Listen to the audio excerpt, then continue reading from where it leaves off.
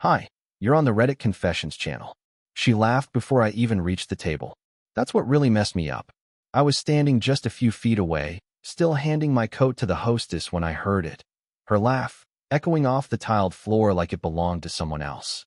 Not the tired, distracted chuckle-eyed groan used to hearing at home. This one was fuller. Alive. A sound that didn't belong to me anymore. I didn't know that yet, but my gut did. I ducked behind a decorative column near the bar. I know how ridiculous that sounds, but I panicked. Something told me don't walk over there just yet. And I didn't. I peeked. There she was, Elora, sitting at the table meant for us. In the dress I complimented just this morning. She said she picked it just for our dinner. She lied. She wasn't alone. The man across from her had his sleeves rolled up and that smug lean-in posture. Elbow on the table, hand lazily brushing hers like they'd done this before. He said something that made her snort. She snorted. She hadn't done that with me in over a year. I looked down at my phone, like maybe I'd hallucinated the reservation. Nope. 7 p.m. Our anniversary. Confirmed. We hadn't fought recently. We hadn't cried. We hadn't even spoken much this week, but I thought it was just a phase. We were tired. We were busy. I don't know what we were. I wasn't supposed to be early, but I was. I wanted to surprise her with a little card I wrote. One of those dorky folded paper types. She used to love that kind of thing. I had it in my coat pocket. I still do. I watched her wipe something off the guy's chin. He smiled like she'd just promised him something. Maybe she had. And then, something happened that I'll never forget. She leaned in to say something, but she didn't whisper. She mouthed it, and I could read her lips. He has no idea. That's when my knees almost gave out. I wasn't looking through the kitchen door. I wasn't looking through security footage. I was standing right there, 15 feet away, watching my wife celebrate our anniversary with someone else, before I had the chance to sit down. And that was just the beginning. I didn't move. I stood there like a ghost, watching my wife giggle behind a glass panel like I never existed. The words "he has no idea" looped in my head so loudly that I almost didn't notice the waiter walking toward me. He looked confused. "Sir, are you joining them in the private dining room?" I should have said no. I should have turned and walked out. But I'm not that kind of man. I'm not the kind who walks away at the first sign of betrayal. No, I'm the one who needs proof, who needs every shard of hurt shoved directly into my chest so I can finally accept what's happening. I nodded and followed him. With every step, I could hear my own heartbeat. The waiter reached for the door handle, and I stopped him. "Actually, I just need to check something first," I mumbled, trying to play it cool. I pulled out my phone and acted like I had a call. It was pathetic. I stood there, pretending to scroll, stealing glances at them through the glass. Elora looked young, relaxed. She touched her hair like she used to do on our first dates. I used to think that was a nervous tic. Maybe it was just for men she actually liked. And then, just like that, she stood up. She didn't see me. Not yet. She reached for her clutch, said something to the man, and turned toward the hallway where the restrooms were. I panicked. I moved fast, ducked behind the wine rack near the archway, and watched her walk by. Alone. She was humming. Humming. On our anniversary. I felt a tightness in my throat I can't explain. Like I wanted to scream, but my body refused to let it out. I reached into my coat pocket and felt the stupid handmade card, still warm from my hand. When she disappeared into the restroom, I finally got the courage to walk over. I didn't say anything to the man. I just stood by the doorway, half in shadow, looking at him like he was a stranger who had broken into my life. He looked younger than me, probably mid-30s, clean-shaven, tan, sharp suit, the kind of guy who orders drinks with confidence and never fumbles over the wine list. His phone lit up, and he smiled at something on the screen. I leaned slightly to see it. It was a selfie of him and Elora, taken just minutes ago. She was kissing his cheek in the photo. And the caption? "She's finally making the move." That was when the floor shifted under me. Not literally, but in that way where you realize nothing you believed was ever real. She wasn't cheating on me. She had already left. She had just forgotten to tell me. I backed away before she returned. I didn't know what to do. I didn't want to create a scene. I didn't want her to see me cry. I just wanted to disappear. So I did what I always do when I'm hurt. I left. Quietly. Like a coward. But before I walked out of that restaurant, I dropped the card. Right by her seat. Let her read it. Let her see what I planned to say, before I saw the truth through the door. I didn't sleep that night. I laid in bed with my eyes wide open, staring at the ceiling like it could offer me answers. Elora came home around 11:15, humming as she kicked off her heels and tossed her purse on the chair by the door. She walked into the bedroom, already undoing her earrings, and stopped cold when she saw me sitting upright, fully dressed. Her expression flickered for half a second, surprise, maybe guilt, but then smoothed out like nothing happened. She gave me a tight smile. "Sorry I'm late. That meeting ran long." I just stared at her. I didn't say anything. I couldn't. I was holding too many broken pieces and didn't know which one to throw first. She went into the bathroom. The door clicked shut. I heard the water run. For 20 minutes, she stayed in there like she was scrubbing the night off her skin. I wanted to scream. I wanted to ask, who was he? How long? But instead, I got up, walked to the kitchen, and poured myself a glass of water with shaking hands. When she came out, I was gone. Not gone as in I left. I mean, I wasn't present anymore. I was just a man-shaped object haunting his own life. I didn't sleep in bed that night. I stayed on the couch with a blanket that smelled like dust and lemon detergent. I didn't want her scent on me. I couldn't even look at her. The next morning, she made coffee like it was any other Tuesday. She even packed my lunch, like I was some schoolboy who still trusted her. She didn't say a word about the dinner. Didn't ask if I was okay. Nothing. I watched her cut an apple into slices and seal them into a little bag like she hadn't just shattered our marriage the night before. By noon, I couldn't take it anymore. I opened my laptop at the studio and logged into our shared cloud folder. I don't know what I was expecting, photos maybe, texts, something she forgot to hide. But what I found was worse than that. She had an open spreadsheet labeled Project Lakeside. I clicked it. It wasn't a project. It was a planning document. For a house. A lakefront property. Not ours. Somewhere upstate. But here's the thing. She had listed two names on the application form. Hers and his. I recognized his name immediately. He was a former student of hers. A grown man now, sure, but still. She'd mentioned him years ago in passing. Said he had potential. I guess she meant something else entirely. My whole body went cold. I wanted to throw the laptop out the window. I wanted to call her. But I just sat there, hunched over my desk, breathing like I'd run a marathon through hell. That night, when I came home, she was sitting on the couch watching some true crime documentary like nothing had happened. She looked up and smiled. "You okay?" I don't know how I said it without choking. "Tell me about Project Lakeside." The smile dropped instantly. She didn't say a word. But her silence? It was louder than any scream. And that was the moment I realized. She wasn't going to confess. She was going to wait until after she left. She still hadn't said anything about the name. Not a word. After I asked her about Project Lakeside, she just froze. I stood there in the living room, holding her secret like it was dripping in gasoline, waiting for her to either explain or finally set it on fire. But she didn't. She just blinked slowly, like she was calculating how much truth she could afford to give me. "Where did you see that?" she finally asked, her voice perfectly even. No guilt, no fear. Just calm, practiced detachment. That's when it hit me. She wasn't worried about what I knew. She was worried about how much. She wasn't shocked because I'd found it. She was shocked because I'd found it early. I said nothing. I just walked to the kitchen, grabbed a chair, and sat down across from her. "I'm going to ask once," I said, my throat bone dry. "And I want the truth." She stared at me like I'd just insulted her. "Everett, don't be dramatic." There it was again. That word. Dramatic. Like heartbreak was some theater I performed for attention. I reached into my bag and pulled out the printed copy of the spreadsheet I'd made at the studio. I laid it on the table between us. There were two columns. One said estimated down payment. The other, joint mortgage approval, M. Ritter. I tapped the second name. "Is this the same Marcus Ritter who used to come to your open house art shows?" I asked. "The kid who emailed you from grad school about internships?" She blinked. And then, with a shrug so casual it nearly stopped my heart, she said, "We reconnected a few months ago. You know how that goes." I didn't know whether to scream or laugh. Reconnected?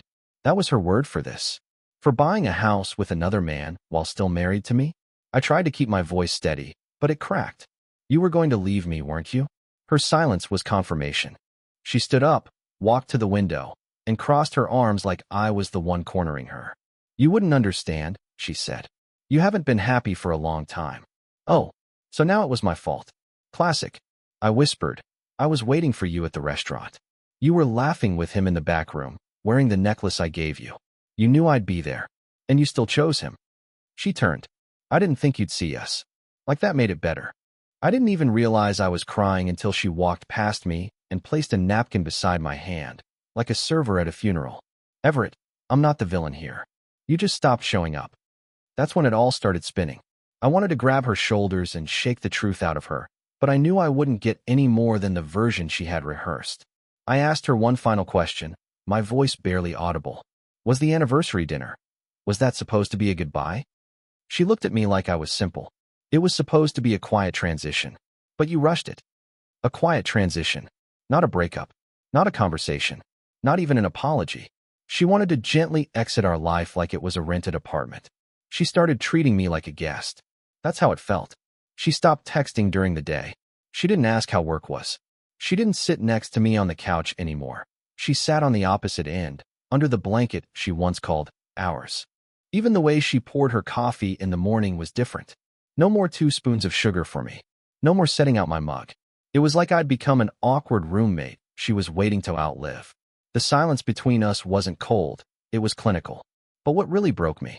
She started locking her phone. We had never locked our phones. For 13 years, we shared everything. I knew her passcode. She knew mine. We even used each other's phones to order food or play music. But now, every time it buzzed, she tilted the screen away like it was a secret diary. And then one night, while she was in the shower, she left it on the bed. Screen up. Lit. A message preview. It wasn't from Marcus. It was from a group chat. 3 names. I recognized none of them. The preview read, "Does he still think you're just stressed? LOL. You're better than me." I would have snapped by now. That was it. I couldn't take it anymore. I took a photo of the screen, tossed the phone back where she left it, and went into the hallway. My heart was pounding so hard I thought it would crack a rib. I stared at that screenshot for 20 minutes trying to decide if I was crazy or just naive. I wasn't either. I was just unwilling. Later that night, while she slept beside me, on her side, back turned, like always now, I scrolled back through my gallery and zoomed in. I Googled one of the names. Bianca. The last name matched an art foundation out of Asheville. Elora had visited Asheville 2 months ago. She said it was for a creative retreat. She said the Wi-Fi was bad. I checked my email history. I never got any photos from that trip. That was unlike her. At 2:41 a.m., I clicked on a tagged photo on Bianca's Instagram. It was an indoor event. Bright lights, high ceilings, people with glasses of champagne and little plates of appetizers. I tapped through 2 more photos. And there she was. Elora, standing next to Marcus, holding hands, smiling so comfortably, like it had been that way for years. The caption read, "Congrats to Marcus and Elora on their upcoming move. Can't wait to visit the new place." It was posted 5 weeks ago. 5 weeks.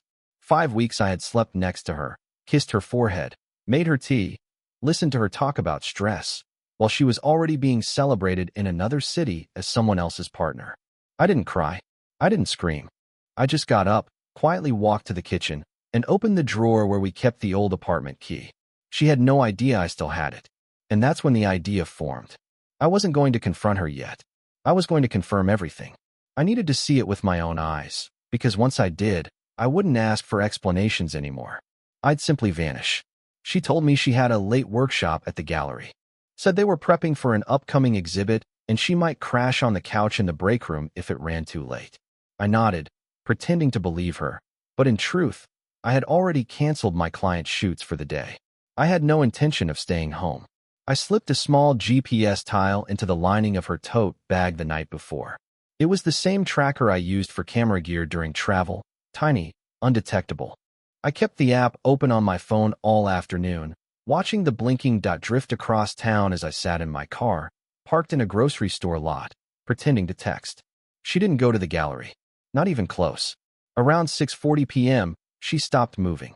The address was unfamiliar, some luxury condo building near the lake, the kind with massive balconies and a security gate that requires a code. I got there 20 minutes later, parking far enough away to not be obvious. I walked along the sidewalk, pretending to be on a call. When I reached the entrance, I spotted her car in the guest lot. A gray coupe with the same scratch on the side she swore wasn't her fault. And then, as if the universe decided to taunt me in HD, I saw them. They stepped out of the lobby elevator, side by side. She was laughing again. That same laugh from the restaurant. The one that didn't belong to me anymore. Marcus had his arm draped casually over her shoulder like they'd done this dozens of times. He carried a paper bag, takeout maybe, and kissed her on the cheek before leading her down the hall. I followed as far as the front gate allowed. I watched them disappear into Unit 312. The blinds were open for a few minutes. Long enough for me to see her kick off her shoes, open a bottle of wine, and drop onto his couch like it was home. Like he was home. I wanted to break something. Scream. Run up the stairs and demand answers. But I didn't. I stayed outside in the cold, heart racing, jaw clenched, fists in my jacket pockets. I didn't even feel the wind. I was numb.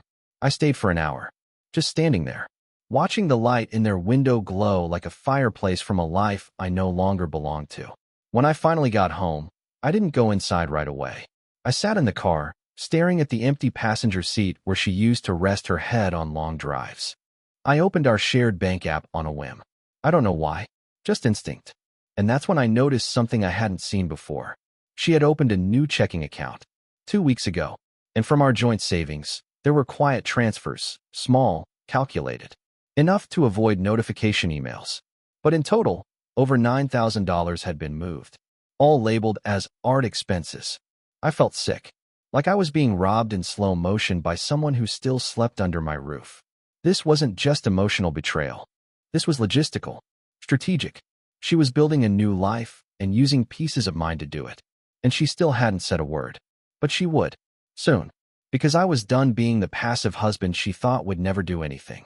The moment she walked through that front door tomorrow, she'd realize the locks had changed. And she wasn't welcome anymore. She didn't come home that night. I didn't expect her to. Around 9 p.m., I turned off all the lights and sat by the window in the dark, just waiting. Not for her, but for clarity. For the final piece that would let me move without hesitation. My heart was done aching. I wanted closure now, not with words, but with action. And for once, I wanted to be the one who caught her off guard. At 7:42 the next morning, she walked through the front door. Same tote bag, same shoes from the night before. Hair brushed, but not washed. She didn't look like she was coming home. She looked like someone stopping by to pick up the last of her things. When she saw the locks were changed, her eyebrows pulled together for a split second, but she said nothing. Just slid her key in, realized it didn't work, and rang the bell. I let her in. She stepped inside like she still owned the place, tossed her bag on the dining chair, and headed for the kitchen. You changed the locks, she said flatly. Not a question, an accusation. I didn't respond right away. I was staring at her. Not with love, not even with anger, just with recognition. For the first time in months, I saw her clearly. This wasn't the woman I married. This was someone who had rehearsed every escape route long before I knew there was a fire. I saw you at the condo, I said quietly. Her hand paused over the coffee machine, then continued. She didn't turn around. With Marcus. Silence. I know about the money too. The account. The art expenses. The new house. My voice shook, not because I was afraid, but because I was finally steady enough to say it all out loud. She turned then. Finally. And her face wasn't surprised. I was going to tell you, she said, voice tired. I just didn't want to hurt you. I laughed. Actually laughed. That bitter, hollow kind that sounds more like a cough. You didn't want to hurt me? You kissed him in public. You lied to my face. You stole from our account. You let me sit across from you at breakfast while you were building a life with someone else.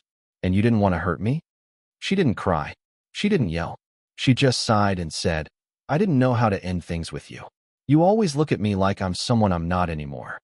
She was right. I did. I looked at her like she was still the woman who held my hand during my mother's funeral. The one who decorated cupcakes with me at 2 a.m. just because we felt like being ridiculous. The one who once said, you're the only person who makes me feel real. That woman had left long ago. I'm not stopping you, I said. Go. Be with him. But do it without dragging me through your unfinished script. I reached under the table and slid over a folder. Inside, printouts of every bank transfer, a copy of the spreadsheet, and a list of her recent locations from the GPS tracker. I didn't do it to scare her. I did it so there'd be no more lies. She stared at the folder, but didn't open it. Then, the final blow, one I never thought I'd say. I contacted a lawyer. There's a separation agreement in there. I'm not interested in vengeance. I just want my life back. And for the first time, she looked unsure. Not guilty, not sad, just shaken, like she hadn't thought I'd ever take control of the narrative. I'll give you until Friday to move the rest of your things, I said, walking past her. And just like that, I closed the door to our story. Or so I thought. She didn't slam the door when she left. That surprised me. No yelling, no begging, no drama. Just silence. She zipped up the last suitcase, paused in the doorway with her eyes lowered, and said, "You'll be okay, Everett. You always were." Then she was gone. That night, the apartment felt heavier without her than it ever did with her. Not because I missed her, but because everything she left behind was proof of how blind I'd been. I found an old sketchbook tucked between the couch cushions, drawings of a cabin by a lake, cozy interiors, a dog we never had. Her fantasy life scribbled in ink while I thought we were building a real one. I closed the book, set it on the porch, and didn't open it again. Days passed, then a week. And for once, I stopped checking my phone. I stopped refreshing bank accounts and social feeds. I stopped chasing closure. Instead, I started fixing things. Repaired a leaky pipe under the sink. Donated the wine glasses we never used. I even repainted the bedroom. Pale green. Fresh. Empty. One morning, I woke up before sunrise. No dreams. No tears. I walked to the mirror, stared at my reflection, and whispered, "You were never the problem." And for the first time, I believed it. A few months later, I reopened the photo studio. Clients trickled back in. A father and daughter. A retired couple celebrating their 40th. A young woman launching a fashion line. I started capturing other people's moments again, and in doing so, I found pieces of myself. Not the husband, not the fool, just Everett, still standing. And then came the message, not from her, from someone who had been at that anniversary dinner, one of the waitstaff. Apparently, they'd seen her sneak through the side door, seen the way she avoided our table. "You didn't deserve that," they wrote.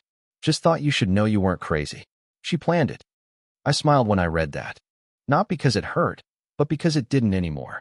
I didn't need confirmation to validate my pain. I'd already stepped out of that chapter. Today, I live alone, peacefully. I drink my coffee hot. I play music too loud. I talk to myself sometimes. I've stopped asking why she did it. Some questions are just ghosts that don't need answering. The truth is, I was never supposed to see what I saw through that door. But I did, and it didn't destroy me. It freed me. Thanks for staying with me through this journey. If one moment from this story stood out to you, whether it was the laugh through the glass, the hidden bank account, or the final quiet goodbye, tell me in the comments. What would you have done? You've been watching Reddit Confessions. And this time, the story doesn't end in heartbreak. It ends in peace.